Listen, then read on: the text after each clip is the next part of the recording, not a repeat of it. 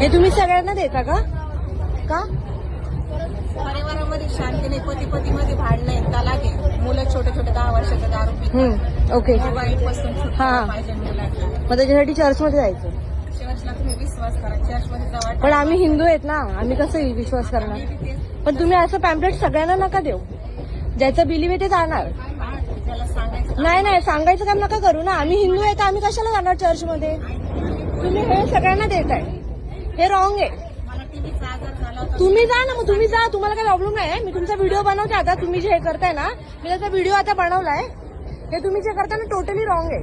तुम्ही नका प्रसार करू तुमच्या धर्माचा. आम्ही हिंदू आहे, आम्ही जाऊ. हा, ते सांगते मी तुम्हाला. आणि हे जे तुम्ही पॅम्पलेट लोकांना दिलेत ना, ते आता व्हिडिओ मी व्हायरल करणार आहे. तर ना तुम्ही तुमच्या धर्माचा प्रसार, सगळे आपापल्या धर्मासाठी प्रिय आहेत. तुम्ही नका तुमच्या धर्माचा प्रसार करू, ठीक आहे का? ठीक आहे, देऊ नका लोकांना पॅम्पलेट. ठीक आहे ना, बरोबर. त्यांना द्यायचंय, लहान मुलांना घेऊन या. कशाला घेऊन या? कशाला घेऊन यायचंय?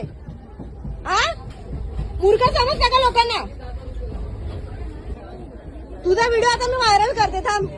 लय तुला प्रसार करायचा आहे ना चर्च मध्ये? या थोडं दाखव तुझा, तुझा व्हिडिओ मी आता व्हायरल करते, थांब.